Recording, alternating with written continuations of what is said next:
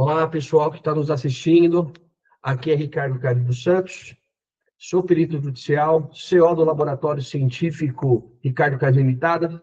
Vamos falar nesse episódio sobre imobiliária, sobre negócios imobiliários, tanto de leilão, vendas particulares, né, e outros assuntos. Hoje estou aqui com o Marcos, que ele vai falar um pouco, e com o Simval, tá? Marcos, você fala da onde? Bom dia a todos. Eu falo de Sorocaba, né, interior de São Paulo. Ah, legal. Qual que é a sua experiência, Marcos, na parte de imóveis? Eu já conheço o Marcos, também igual conheço o Simval, mas quem está nos assistindo não conhece o Marcos. Tá Fala aí, ótimo. Marcos, para o pessoal. Isso, eu sou contador há mais de 40 anos, né? Eu venho atuando em várias áreas, né? Mas entre elas, né, a que eu tenho bastante concentração é na área imobiliária, né? No que tange a parte de administração, contratos, locações, agora um mercado novo, né? Que eu desde o ano passado que eu venho assim tendo um contato maior foi com a corretagem, né? Eu me Legal. interessei também e fiz o registro, né? De atuar também na corretagem.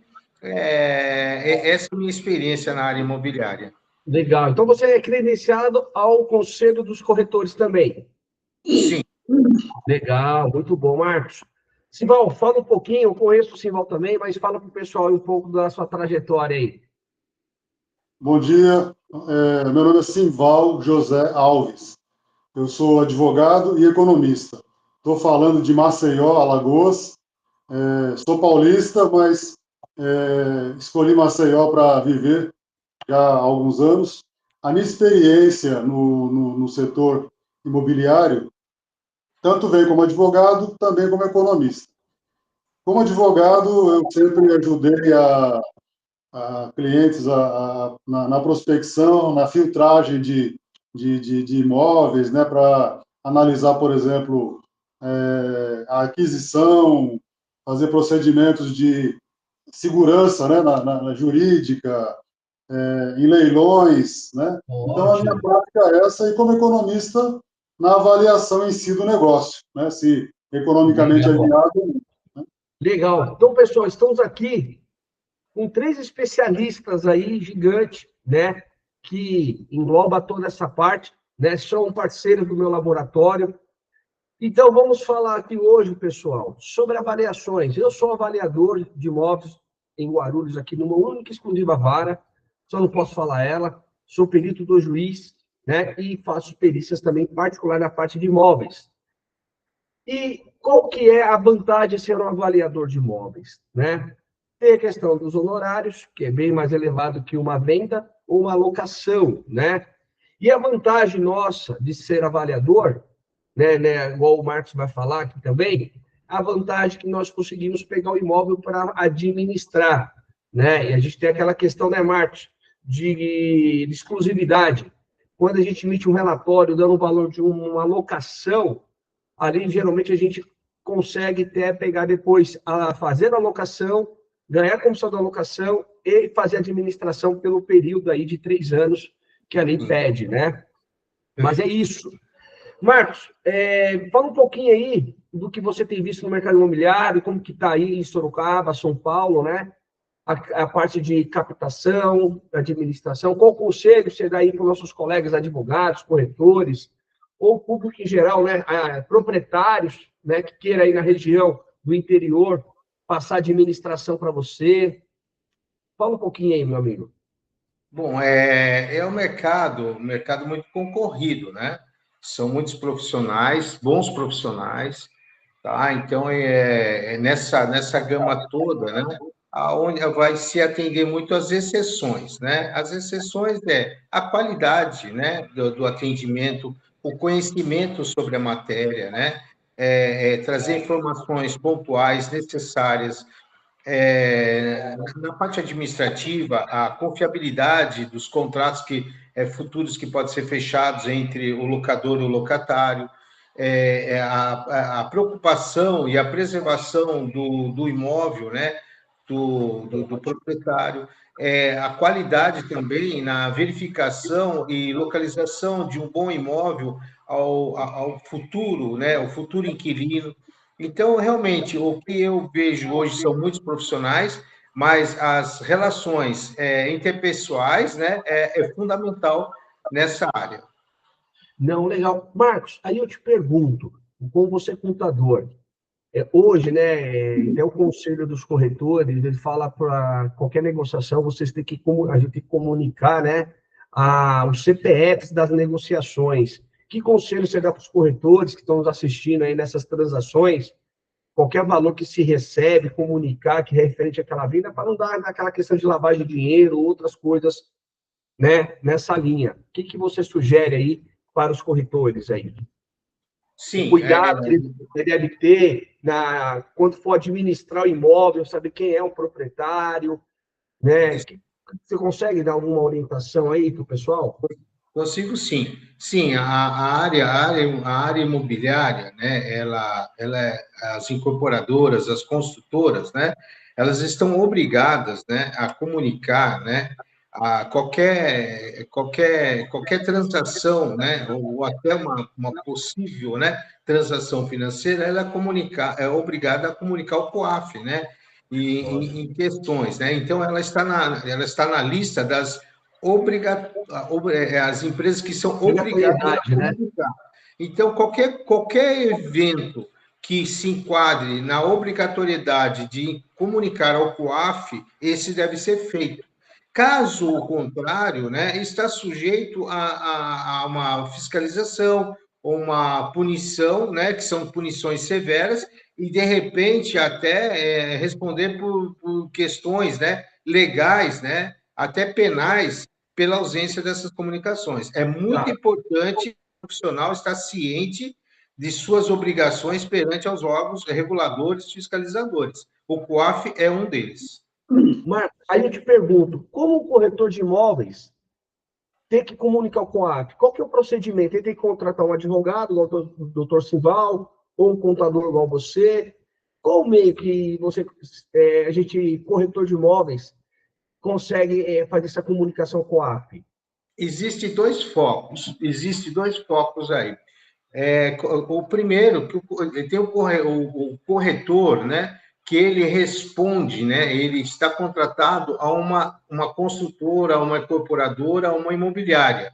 Né? Quem está obrigado a fazer isso são os responsáveis pela corretora, pela incorporadora, pela imobiliária, e nesse caso ele trabalha dentro de uma estrutura. Agora, se ele é um corretor individual, ele tem a sua classificação, tá? Ele tem acesso ao sistema. Caso contrário, né, ele deve procurar o seu contador, né, e esse contador cumprir as obrigações, né, exigidas na execução da atividade.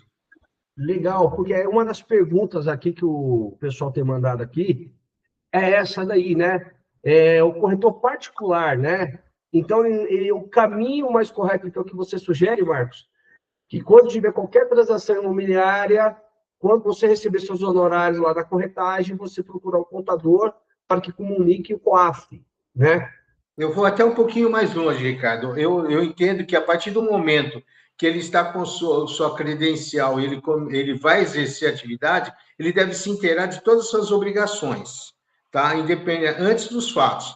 Assim, qualquer operação que venha ocorrer, ele também comunica. Mas, antes de tudo, ele se inteirar em relação às suas obrigações. Entre elas, Sim, mas a pergunta do nosso telespectador é o seguinte: como é esse procedimento?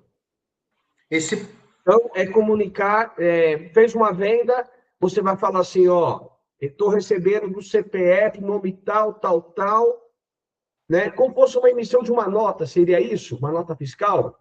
Isso. Existe uma obrigação que é a DIMOB, né? Declaração imobiliária, tá? Essa declaração imobiliária, ela é obrigada às imobiliárias, né? As incorporadoras, as que operam nesse universo de imóveis, né? Ela é obrigada anualmente a entregar a DIMOB, tá? Então, essa de imóvel, ela já fala sobre as transações, né, Mas imobiliárias. o corretor autônomo, a questão é essa, na pergunta aqui que chegou para nós, né? É Não. o corretor autônomo, porque a construtora, incorporadora tem todo um departamento jurídico, contábil, isso é fácil. Então, para o corretor de imóveis, então você sugere, acredito, que o caminho é qualquer transação, pegar, levar para o contador, a contadora e falar, ó, fiz essa negociação, quero declarar essa venda com esse referente recebimento desses CPFs, correto? Seria isso, né? Perfeito. Para o contador, para o corretor, né, autônomo, que ele não tem essa estrutura, ele deve procurar seu contador e passar a informação, para que o contador analise dentro das exigências se cabe a comunicação daquela venda ao COAF, tá? Então, Que o parece que conselho é procurar o seu contador desde a sua exercício da sua atividade, e quando ocorre procurar o seu contador, que ele vai melhor informar. Na verdade, o contador que vai entender essa obrigação. ótimo. Pessoal, estou entendendo? Então, assim, na descrição aqui no YouTube, vai estar os dados aqui, contatos do Marcos, né, e-mail, tanto do Sim. Simval. Compartilhem, deixe pergunta para o próximo episódio que nós venhamos trazer mais elementos. Agora eu pergunto para o Simval, né, Simval? Essa questão, meu amigo, da parte de leilões, o que você poderia dar uma sugestão aqui para os nossos colegas corretores de imóveis? Que caminho que eles devam fazer? Qual o caminho? Fala para nós aí, por favor. Perfeito. Eu só gostaria de fazer um complemento até que vocês colocaram, a seguinte questão. Todos nós envolvidos no setor, na compra de um imóvel, na venda de imóvel, cada profissional preciso ser visto como um elemento complementar. Existe uma complementariedade muito importante, e isso é muito importante de se observar. O contador complementa o trabalho do advogado, do economista, do próprio corretor, ou seja, todos nós profissionais, para o cliente, né, não basta, eu contratei um corretor, então está resolvido. Não, existe a especialidade de cada um, e essa complementariedade é muito importante que se tenha em mente, porque só assim se encontra exatamente a questão essencial do negócio, que é aquela segurança jurídica, que seria a diferença entre, vamos dizer, um bom negócio e um negócio de risco, né? Digamos que essa questão pode acontecer, por exemplo, com o tempo, não é necessariamente na hora. Então, por exemplo, o papel do advogado, seja no leilão ou até no imóvel, uma compra, digamos, mais trivial, né, digamos, essa compra de balcão de um imóvel ou no leilão, por exemplo, uma due diligence é muito importante ser feita, porque através dessa due diligence você vai certificar realmente a capacidade econômica do comprador, né? Se aquele comprador realmente tem capacidade, tem bala na agulha, né, vamos dizer assim, para comprar aquele imóvel, para financiar, para parcelar, enfim, a viabilidade do negócio concretamente. Se existe, por exemplo, algumas questões sobre o próprio imóvel, como fraude contra credores, ônus judiciais, ônus bancários, garantias, né, que possam, digamos, impedir a venda, ou que mesmo existindo esses ônus, o comprador possa adquirir, porque ele fala, bom, há um risco, mas é um risco que eu posso gerir, que eu posso administrar. Então, às vezes, a existência de um ônus propriamente não significa não faça negócio, significa faça com conhecimento. Que eu entendo aqui que nossos ouvintes, então, nesse caso, também precisaria de um advogado também, acredito, para que mostrar os riscos que o cliente corre, né? Que ele assume aquele risco. E também, qualquer coisa futura que der, o corretor de imóveis está isento de qualquer situação. Ele vai tirar todas as certidões, né? Do imóvel, para ver o que o imóvel tem, se tem penhora, ações trabalhistas ou outro tipo de situações judiciais. Então, igual você falou, então aqui a gente complementa o quê na vida do corretor? Sempre ter um bom parceiro advogado e um contador. Exatamente. Um bom Não, legal. contador, um bom advogado sempre vai ser complementar nessa aliança, é uma parceria mesmo, né? Seria, De perfeito. profissionais, cada um com a sua expertise, com a sua habilidade. Por exemplo, há uma questão muito interessante que o direito em si, né, ele diz assim, né? Ninguém pode alegar desconhecimento da lei. Ou seja, teoricamente falando, todo mundo sabe o que é certo e o que é errado, segundo a lei. Isso não é hipótese. Agora, na prática, é sempre bom um advogado avaliar. Porque, por exemplo, se o contador, se o corretor de imóveis deixar passar algum elemento, por exemplo, construtoras que não pagam aquele ISS sobre a obra, a empresa de administração de imóveis, a empresa construtora e a empresa corretora de imóveis ou corretor independente, eles respondem junto com a construtora, solidariamente. Então, olha só o grau de responsabilidade que é ser corretor. É muito importante o papel do corretor. Então, ele precisa realmente ter essa consciência de que aquele imóvel ou não exista risco, que é o ideal, ou existindo um risco, seja, digamos, administrável, né? Porque às vezes a existência de um ônus, de um risco, pode significar, digamos, uma margem de preço melhor para se negociar, né? Entendi. Então, Sival, então, você sugere assim, então, para o corretor, que nós conseguimos entender o seguinte, ele está trabalhando num plantão de imóveis, certo? Dessas incorporadoras.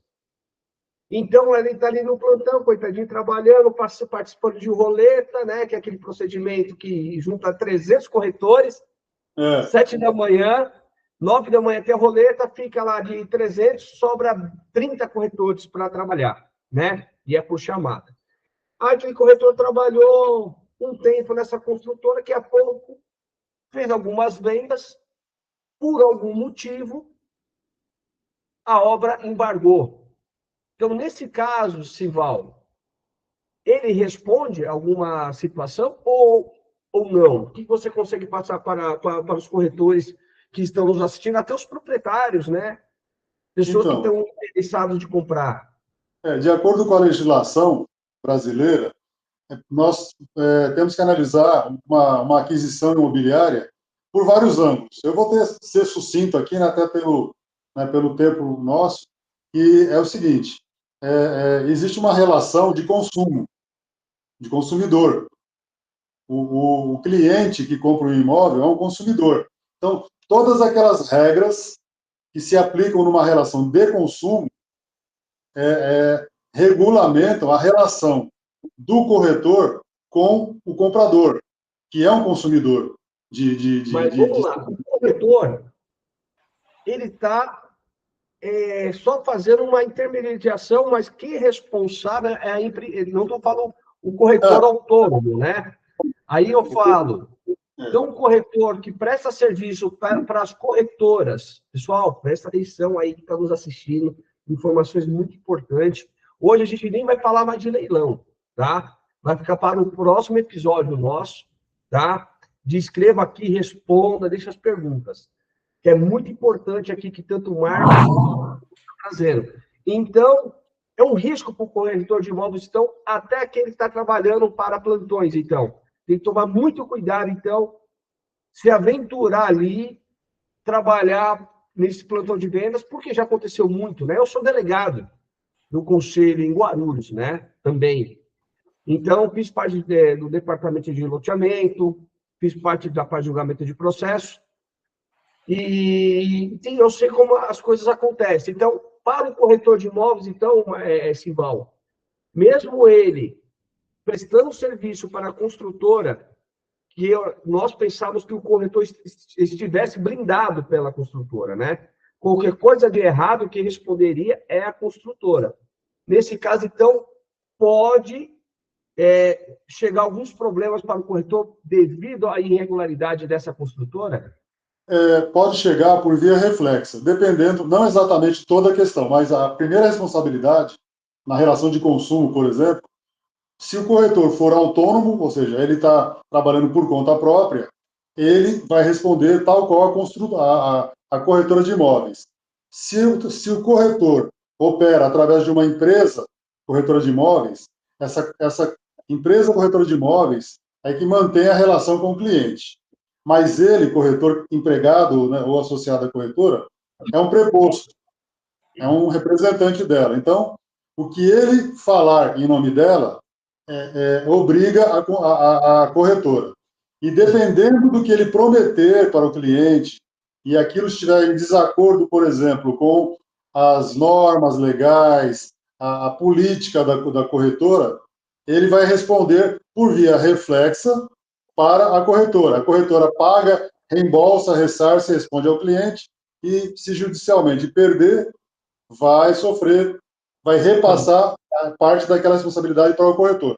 Deixa eu fazer uma pergunta, Ricardo. Nesse caso. Fazer uma pergunta para o Sival. Sival, por gentileza, eu ouvindo você muito bem explanando, aí nós podemos pensar da seguinte forma: o corretor, quando ele vai, tanto para a corretora incorporadora, quando ela vai contratar um corretor para que participe do seu quadro de prestador de serviço, seja autônomo, né, a PJ, tudo, o que é muito importante é a formalização de um contrato entre as partes, né? Para que o próprio corretor ele tenha a corretora vai colocar todo o que precisa ser feito, né? A relação das partes na execução dos trabalhos, não é isso, Sival? Uma proteção seja para ambos. Eu diria, Marcos e Ricardo, o seguinte: isso é fundamental que você colocou, realmente é muito bem colocado, e tem um aspecto também que, na minha opinião, e até na minha experiência prática, é muito importante, que é treinamento. Treinamento. Então, por exemplo, o perito, o economista, o advogado, o contador, ou até corretores mais experientes, serem contratados pelas empresas, né, de corretagem, né, do setor de venda de imóveis, para treinar o seu pessoal. Então, esse treinamento tem que ser constante, habitual, porque a legislação vai mudando. E há uma gama muito grande. Eu falei de um aspecto, agora há pouco, do consumidor, da relação de consumo, que a corretora, a empresa, a pessoa jurídica, ou o corretor, pessoa física autônomo, tem com o seu cliente. Mas existe também responsabilidade tributária nessas questões, existem também a responsabilidade pelos vícios do imóvel. Então, é importante que o profissional que opera através de uma corretora, que ele seja contratado como empregado, como parceiro, associado, todos, né, nesse segmento sejam treinados diuturnamente. Então, é muito importante, até porque hoje em dia, né, como o Ricardo colocou logo no começo, você também abordou, a questão, por exemplo, da lavagem de bens. Então, detalhes muito sutis, às vezes, podem ser percebidos por alguém com, vamos dizer assim, com o olho e a sensibilidade treinada, né? Treinada por quem? Por um contador, por um advogado, né? Treinamento, a preparação área, né? É muito importante. Pessoal, vocês estão nos assistindo aqui. Aqui é um laboratório virtual, tá? Tanto aqui do escritório do Dr. Sival, Dr. Marcos, tá? Então, aqui terá vários episódios. Nós estamos aqui. Nós iríamos hoje falar para a parte do Sival, sobre leilões. Não vamos falar, porque aqui não é nada programado. Aqui é tudo um bate-papo laboratorial para que vocês possam, né, ver como que é uma situação. Então, vai se inscrever no nosso canal, vai deixando um comentário, compartilhe esse vídeo, tá? Que está muito interessante. Nós não vamos se prolongar muito aos nossos bate-papos, tá? A gente já se alongou. Então, nós estamos já se encerrando esse papo de peritos em qualquer área, que advogado é perito, contador é perito, por quê? No artigo 156 do Código de Processo Civil, pessoal, diz lá, juiz será assistido quando? Por especialista, técnico ou graduado. Então, aqui, os três têm todas essas qualificações conjuntas, tá? Então, pessoal, compartilhe, fique com a gente aqui, ó, perito avaliador, tá? Nosso escritório está à disposição de todos, tá bom? E vamos trazer mais matérias que vocês vão estar pedindo aqui no nosso canal. Marcos, deixa a sua consideração, em seguida o nosso amigo Simval. Muito obrigado pela oportunidade, Ricardo. Um prazer, Simval, sempre participar de eventos assim. Eu estou à disposição e estou com o laboratório. Estamos aqui para o que precisar. Um bom dia, né? Bom dia, boa tarde, ou boa noite, ou boa madrugada, boa né? tarde, boa noite. A gente não sabe que horário que o pessoal está nos assistindo. Estamos ao vivo agora, mas não sabemos quem está nos acompanhando após essa aula gravada. Perfeito. Bora, Simval, suas considerações, meu amigo. Bom, Ricardo, Marcos e todos que estão assistindo, agradeço aí a atenção.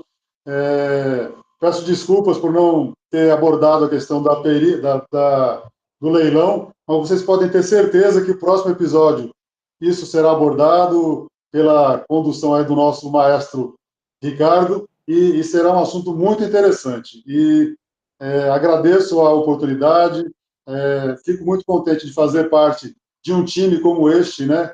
Com esses caras que estão aqui comigo, que são realmente feras no assunto, e eu tenho muito a aprender também com esses caras, com esses homens aí de peso, e agradeço a todos, então.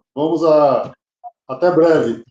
Valeu, obrigado. Pessoal, vocês que têm a vontade de participar com a gente aqui ao vivo, deixa aqui, faça contato com a gente por nosso e-mail, que vocês poderão também participar ao vivo aqui na mesa de laboratório pericial. Diversos especialistas do ramo imobiliário, tá? Estamos juntos. Força e honra. Até o próximo episódio. Valeu. Valeu. Um abraço a todos.